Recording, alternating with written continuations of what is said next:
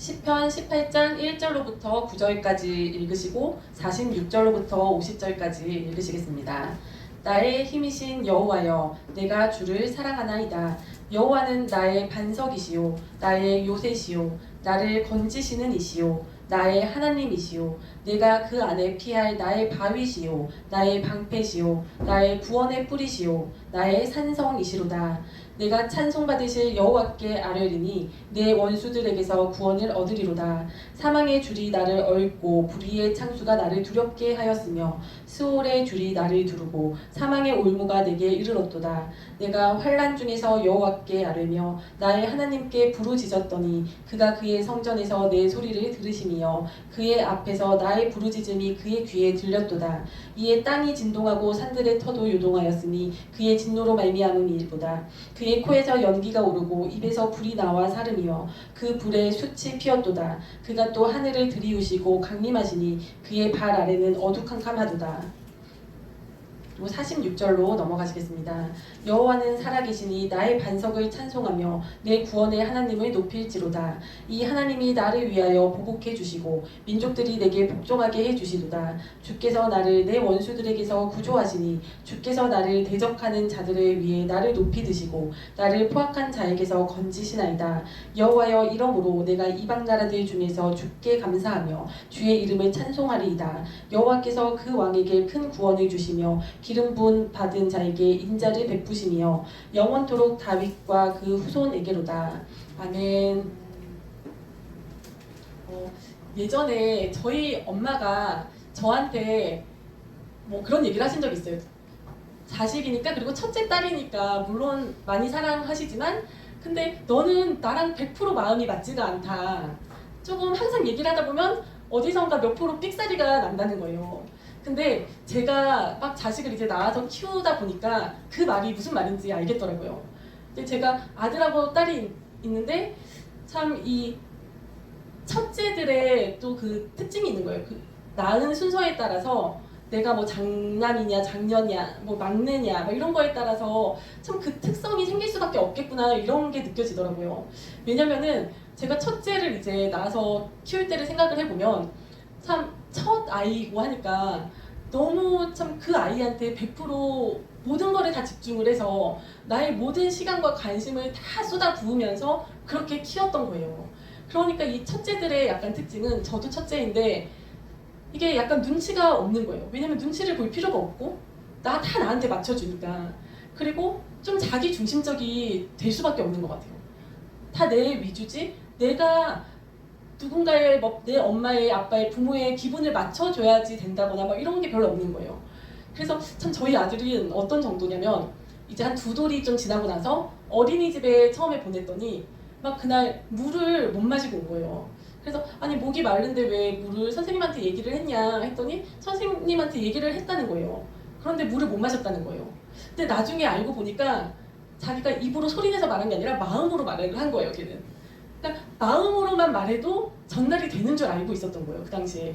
그러니까 그 정도로 제가 참 목이 마를 새가 없이, 참 목이 마를만 하면 미리 말하기도 전에 물을 주고, 배가 고플만 하면 말하기도 전에 먹을 걸 주고, 기저귀가 축축하기도 전에, 느끼기도 전에 기저귀를 갈아주고 막 이러면서 키웠던 거예요. 그러니까 참 이게 뭐 제가 첫째, 둘째가 있을 때 둘 중에 누구를 더 사랑한다 이런 건 없거든요. 이제 막 자식이 2명, 3명 있으신 분들은 아실 것 같아요. 똑같을 것 같아요. 이게 뭐 누구를 더 사랑하고 이런 문제가 아니라 모두를 다 사랑하죠. 모두를 다 사랑하지만 이게 내 마음에 막 딱 쏙 정말 맞춰주는 그 자식이 있는가 하면은 나랑 뭔가 이렇게 삑사리가 자꾸 나는 자식이 있는 것 같아요. 근데 이제 저희 아들이 참 그러다가 이제 정말 천하 제일이다가 이제 동생이 생기면서부터 이제 자기한테만 쏠렸던 그 관심이 동생한테 이제 분산이 되고, 이제 내가 목이 마른데 엄마는 자꾸 잠깐만 기다리라고 하고, 동생 뭐 좀 해주겠다고 하고, 막 자기가 이제 참아야 되는 일, 막 좀 희생해야 되는 일, 막 이런 것들이 생기는 거예요. 그러면서 처음에 너무 애가 힘들어 하더라고요. 너무 힘들어 하다가 이제 그게 적응이 되면서 조금 이제 동생한테 조금 양보할 줄도 알게 되고, 또 조금 나눌 줄도 알게 되고, 또 엄마가 잠깐만 하면 기다릴 줄도 알게 되고, 이런 거를 좀 배워가더라고요. 그래서 약간 여담이긴 하지만 참 뭔가 상황이 허락이 된다면 자식은 하나보다는 정말 둘이 좋은 것 같아요. 둘, 셋이 좋은 것 같은 생각이 들더라고요. 그것이 참 그 아이를 성장시켜주는 게 되는 것 같아요. 그래서 만약에 또 그런 상황이 안 된다면 하나만 이제 키울 수밖에 없다면 조금 너무 막 다 맞춰주고 너무 그 아이의 입맛에 너무 맞춰주고 막 너무 풍족하게 하는 것보다는 조금 부족한 듯이 키워주는 것이 그 아이한테는 참 그게 약이 되는 것 같습니다. 그런데 이제 저희 반면에 둘째는 어떠냐 하면 얘는 태어나 보니까 태어나자마자 엄마의 관심이 100%다 자기한테 향하지가 않는 거예요.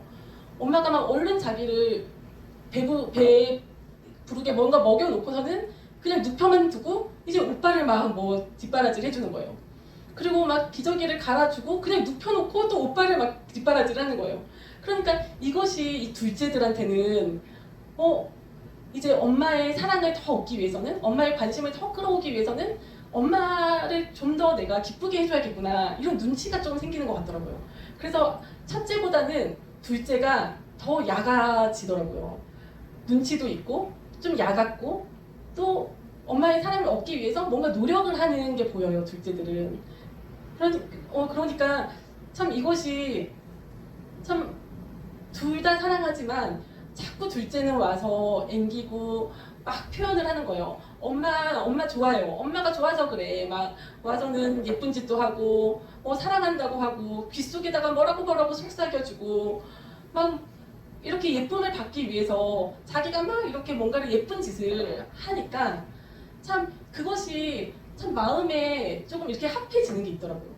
그래서 참 이거를 겪으면서 하나님도 그러시지 않을까.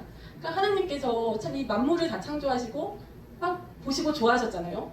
그리고 특히나 이제 하나님을 닮은 인간들을 막 창조를 하시고서는 막 더욱더 좋아하셨어요. 그리고 이 영혼들을 다 하나하나 바라보시면서 한 명 한 명의 영혼들을 다 사랑하시겠죠, 하나님께서. 그리고 참 하나님께로 돌아오지 않는 영혼들을 보고 또 안타까워 하시겠죠. 근데 그런 가운데에서도 참 다 사랑하시지만 그 중에서 참 하나님 마음에 합한 자들이 있는 것 같아요. 그러니까 이거를 조금 다르게 표현을 해보면 하나님 마음에 쏙 드는 또 그런 사람이 있는 거예요. 자식을 키우다 보니까 하나님도 그러시겠구나. 하나님 마음에 쏙 드는 자식이 있으시겠구나. 이런 생각이 들더라고요. 그래서 우리가 성경에서 보면 하나님이 내 마음에 합한 자다 하신 자가 다윗이지 않습니까? 다윗을 보고 하나님이 내 마음에 합한 자다. 그게 뭐냐면 내 마음에 쏙 드는 자라는 거예요. 뭐 다윗이 엄청 뛰어나서 잘나서가 아니라 참 하나님 마음을 참 그 기쁘게 해드린 그런 아들인 거예요. 그러면 우리가 다 그럼 하나님께 다윗처럼 그렇게 예쁨을 받아야 되지 않겠습니까? 하나님께서 우리를 예뻐하시면 이 세상에 참 뭐가 두려울 게 있겠습니까? 그래서 참 어떻게 하면 참 이 다윗처럼 될 수 있을까? 우리가 뭐 세상의 기업들만 봐도 막 대기업들 잘 나가는 1등 회사들을 놓고서는 벤치마킹을 하지 않습니까? 그리고 뭐 성공했다는 사람들의 그 자기 개발서를 읽으면서 막 따라 하려고 하잖아요. 그러니까 그런 것처럼 우리도 이 다윗을 좀 따라했으면 좋겠습니다. 그럼 다윗이 도대체 어떻게 했길래 하나님께서 이렇게 내 마음에 합한 자다, 내 마음에 쏙 든다, 너 이렇게 좋아하셨을까? 이제 우리가 다윗 하면은 제일 처음 떠오르는 것이 찬양입니다.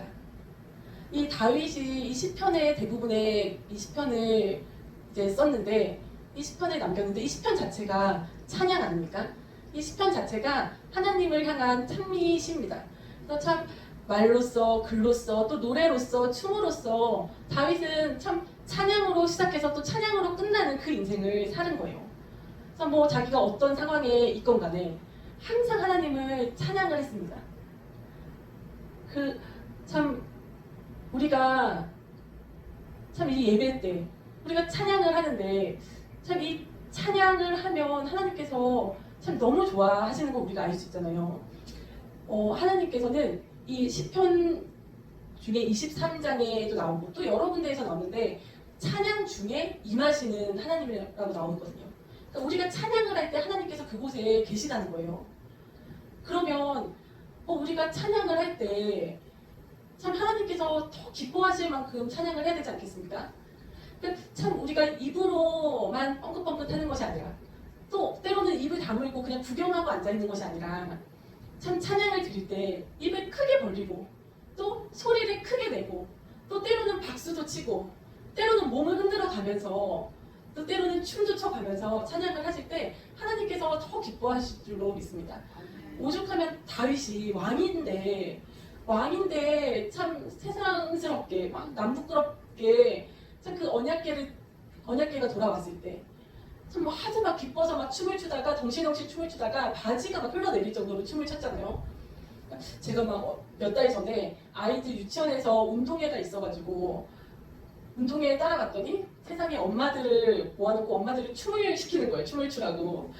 얼마나 참 부끄럽던지 막 안 그래도 뻣뻣하고 몸친데 근데 우리가 참 하나님 앞에서는 다 어린애들 같이 돼야 될 줄로 믿습니다.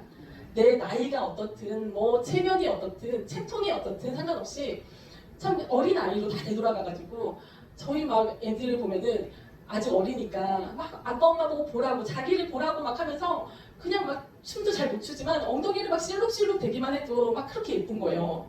그러니까 우리를 보고 하나님께서 또 그러실 것 같아요. 우리가 막 몸치고 막 이러지만 그리고 나이가 많고 막 그렇지만 점잖은 사람들이지만 하지만 하나님 앞에서는 우리가 그런 거 뭐 다 내려놓고 그냥 어린 아이들처럼 그냥 엉덩이를 실룩실룩 대면서 하나님 저 좀 보세요 저 좀 보세요 하면서 춤을 추고 또 찬양하고 할 때 하나님께서 너무 기뻐하실 줄로 믿습니다. 그리고 이 다윗의 또 이 시편을 보면 또 오늘 읽으신 말씀을 보면 이 찬양 못지않게 많이 나오는 것이 부르짖는 겁니다. 부르짖는 거에 대해서 거의 한 절을 건너뛰고 한 절마다 다 나와요. 정말 내가 주야로 주께 부르짖었더니 내가 아침에 부르짖었더니 내가 날마다 부르짖었더니 막 다윗은 계속 부르짖는 거예요. 하나님 앞에. 그러면서 얼마나 얼마나 두려웠겠어요. 막 사단이 자기를 막 죽이려고 달려들고 죽음의 그림자가 날마다 자기 앞에 들이우고 참 언제 죽을지 모르고 참 자기로 인해서 자기 집이 다 풍비박산이 나고 초토화가 되고 자기 부모조차 자기를 버리고 막 도망자 신세가 돼서 정말 뭐 여기저기 막 도망다니고 숨어 지내면서 얼마나 두려웠겠습니까? 근데 그 와중에 정말 절절한 그 부르짖는 기도를 주님 앞에 들려드렸던 거예요. 그래서 참 왜 부르짖어야 될까? 조용히 기도하면 안 되나? 하나님이 귀가 먹으셨나? 우리가 이런 생각을 때로는 하지 않습니까? 근데 우리가 잊어서는 안 되는 게 하나님과 우리만 있는 게 아닙니다. 하나님과 우리 사이에는 사탄 마귀가 있습니다. 그러니까 우리가 조용히 눈을 감고 묵상 기도를 해보세요. 온갖 잡념이 다 들어요. 오늘 저녁에 뭐 해먹지, 뭐 이거부터 청소해야 되는데 막 별의별 쓸데없는 잡념이 다 들어옵니다. 그리고 또 한 10분 지나면 잠이 옵니다. 그래서 졸다가 이제 기도를 땡치는 거예요.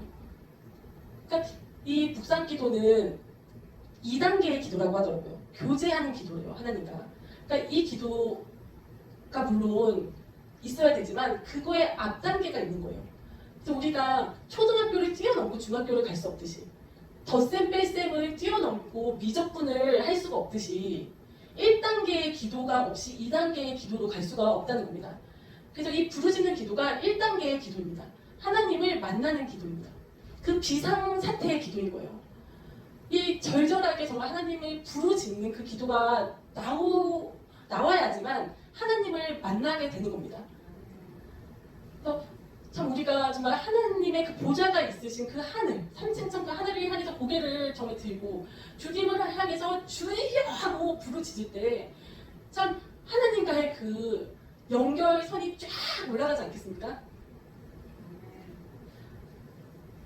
하나님께서 그 예레미야 선지자에게 하신 말씀이 유명한 말씀이 있습니다. 예레미야서 29장인데 네, 너희가 내게 부르짖으며 내게 와서 기도하면 내가 너희들의 기도를 들을 것이요. 예, 그리고 너희가 온 마음으로 나를 구하면 나를 찾을 것이요 나를 만나리라. 이 온 마음으로 나를 구하라. 그러면 나를 찾을 것이요 만나리라. 이 온 마음으로 나를 구하라. 온 마음으로 나를 구하라. 이것이 부르짖는 기도의 핵심인 것 같습니다. 우리가 온 마음으로 정말 전심으로 주님께 기도드리는 것이 부르짖는 기도의 핵심입니다. 아멘. 우리가 누구나 정말 비상 상황에서는 주님에 대해서 들었던 사람은 주님을 찾게 되는 것 같아요.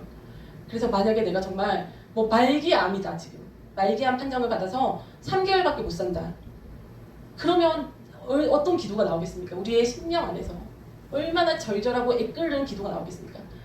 또 집이 막 경매에 넘어가고 정말 쫓겨나게 생겼다, 길거리에 나앉게 생겼다, 이런 상황에서 우리가 주님을 찾는 그 기도. 근데 우리가 그런 일을 당하기 전에 주님을 찾고 부르짖고 만난다면 그보다 복된 일이 어디 있겠습니까? 정말 현명한 사람은 그러한 허락한 일이 닥치기 전에 우리가 조금 평안할 때, 그렇게 밑바닥으로 내려가기 전에, 그렇게 힘들어지기 전에 주님을 만나야 될 줄로 믿습니다. 주님께서 이건 약속하신 거잖아요. 주님께서는 자신이 하신 말에 얽매이시는 분이십니다. 자신이 이렇게 약속을 하신 그 말씀에 주님께서는 반드시 이루어 주시는 겁니다. 이거는 반드시입니다. 그러니까 정말 내가 진짜 하나님 주님 안 만나면 내가 죽겠습니다. 정말 주님 만나면 살고 안 만나면 죽습니다. 이런 심정으로 절박하게 주님 앞에 부르짖을 수 있는 우리가 되기를 축원합니다. 그리고 이제 마지막으로 감사입니다. 오늘 읽으신 이 본문 말씀에 참 중간을 조금 너무 길어가지고 건너 띄었는데요. 처음에 이제 이 다윗이 막 사방팔방 자기를 둘러싼 그 적군들한테 막 쫓기면서 그 와중에 이제 처음에 하나님께 나의 힘이신 여호와여, 내가 주를 사랑하나이다. 여호와는 반석이시고 요새이시고 나를 건지시는 이이고 바위시고 방패이시고 피할 바위십니다. 구원의 뿔이십니다. 막 이렇게 주님께 막 주님을 올려드리시는 거예요. 그냥 이게 참 그거 같아요. 우리로 치면 자식들이 부모한테 엄마가 최고예요, 아빠가 최고예요, 우리 엄마가 최고예요, 막 이런 것처럼 다윗이 하나님한테 하나님이 최고예요. 하나님이 정말, 저는 하나님밖에 없어요. 하나님만 의지합니다. 하나님, 전능의 하나님, 정말 전지전능하시고 정말 만물을 다 주관하시는 하나님, 주님 최고예요. 저는 주님을 믿어요. 막 이러면서 주님을 막 높여드리고, 그리고 나서 이제 내가 환난 중에 주님께 부르짖었다는 거예요. 내가 정말 내 목숨이 왔다 갔다 하는 그 위기 속에서 주님 앞에 부르짖었다는 거예요. 그랬더니 어떤 일이 있었냐면 이 하나님께서, 예수님께서 내려오신 거예요. 그룹을 타고 내려오셔가지고 주님께서 막, 이 다윗은 그 자기 적들보다 훨씬 약한데, 그러니까 주님이 도와주시는 거예요. 전쟁을 대신 치러주시는 거예요. 막 불 붙은 우박을 막 퍼부어 주시고 천둥 번개를 막 퍼부어 주셔가지고 그 적들을 다 진멸을 시켜주셨다는 거예요. 그랬더니 이제 주님께서 그렇게 전쟁을 승리로 이끌어 주시니까 이 다윗이 하나님께 감사를 드리는 거예요. 이제 하나님께 참 주님께서 정말 살아계신 주님이시군요 하면서 주님께 감사를 드리는 거예요. 여호와는 내가 정말 주님께서 정말 나를 이렇게 도와주시다니, 참 이길 수 없는 전쟁인데 그 적들이 너무 강한데 하나님께서 직접 이렇게 이 전쟁을 싸워주시다니, 막 천둥을 보내주시고 번개를 보내주시고 막 우박을 떨어뜨리시고 숯불을 막 하늘에서 퍼부으시고 땅을 진동시키시고 지진을 일으키시고 막 이러면서 승리를 주신 거예요. 그랬더니 와, 하나님 진짜 살아계시구나, 다윗이. 우리도 그렇지 않습니까? 우리도 뭐 이런 큰일은 아니지만 일상의 그 생활 가운데 뭐 어떤 사건 가운데서 야, 하나님 살아계시구나 이러지 않습니까? 그래서 다윗도 야, 하나님 살아계시구나, 그래서 하나님을 찬송하고 높이면서 감사를 드리는 거예요. 그래서 정말 하나님께 예쁨 받는 비법, 마지막 세 번째 비법은 감사입니다. 우리가 때로는 감사를 잊을 때가 많은 것 같아요. 하나님께 막 간구해 놨는데, 또 막 탄원도 드렸는데, 근데 뭔가 하나님께서 정말 해주셨는데도 그 감사는 잊어버릴 때가 많은 것 같아요. 왜 그 예수님께서 이 땅에 오셨을 때 문둥병자 10명이 와가지고 그 고침을 받았지 않습니까? 근데 다들 고침을 받았는데 9명은 그냥 가버린 거예요. 그럼 한 명만 돌아와가지고 예수님께 감사를 드렸어요. 그랬더니 예수님께서 나머지 9은 어디 갔느냐? 왜 너만 왔느냐? 이러시거든요. 우리가 그 9배의 그 문둥병자 같이 되지 말고 그 예수님께 감사드리러 돌아가는 그 한 명의 감사드리는 자들이 다 됩시다. 그래서 참 감사의 표현이 참 극단적인 표현이 무엇일까? 우리가 뭐 인간관계에서도 뭐가 고맙거나 그러면 표현을 하지 않습니까? 그리고 부모 자식 간에도 참 이렇게 표현 없는 자식보다는 막 표현을 하는 자식이 참 마음이 더 합해지지 않습니까? 그런 것처럼 하나님께도 표현을 해야 될 것 같아요. 하나님 감사합니다, 고맙습니다 그 말을 많이 해야 될 줄로 믿습니다. 그럼 하나님께서 얼마나 기쁘시겠어요. 그리고 특히나 우리한테 가장 귀한 것이 뭡니까? 귀한 걸로 표현을 해야지 나한테 귀하지 값어치도 없는 걸로 표현을 할 수 없잖아요. 감사의 표현을. 우리한테 가장 귀한 거 돈 아닙니까? 사실은 시간이 가장 귀하지만 생명이 가장 귀하지만 그 나의 생명과 시간이 눈에 보이게 나타나는 것이 돈인 것 같아요. 우리가 그 돈을 벌기 위해서 얼마나 내가 몸을 노력을 하고 시간을 들입니까? 근데 그 돈을 하나님 앞에 정말 옥합을 깨고 예물을 드리고 헌금을 하고 하면은 하나님께서 너무 감동을 하실 것 같아요. 우리가 막 인간들도 부모가 자식을 위해서 막 헌신하고 막 뭔가 퍼부어주고 하는 거는 그냥 당연한 일이지만 참 자식이 부모를 위해서 막 물질로 희생을 하고 막 이러는 거는 참 드문 일이지 않습니까? 참 사람인 부모도 참 감동을 받게 되는데 하나님도 참 얼마나 기쁘시겠어요. 얼마나 놀라시겠어요. 너가 나를 위해서 너를 이렇게 희생하느냐? 나를 위해서 너가 네 거를 이거를 포기했느냐? 하고 하나님께서 얼마나 참 놀라워하시고 기뻐하실 것 같아요. 그럼 하나님이 기뻐하시면 그 기쁨이 또 우리의 기쁨이 되지 않습니까? 하나님이 막 기분이 좋으시면 그것이 우리한테 또 전이가 돼가지고 우리도 기분이 좋고 기쁘고 행복감이 드는 거 아니겠습니까? 그래서 참 우리가 하나님께 다 모두 벌써 이미 사랑받는 자입니다. 우리는 하나님의 사랑을 이미 입은 자들입니다. 이미 참 그 귀한 구원을 또 받은 자들입니다. 근데 그거에 또 더하여서 더더욱 더 하나님 마음에 쏙 드는 그런 자녀들이 다 되기를 축복합니다. 그래서 첫째로는 찬양이요, 둘째로는 기도요, 그리고 셋째로는 감사로 주님 앞에 정말 주님을 기쁘게 해드리는 우리 모두가 되었으면 좋겠습니다. 아멘.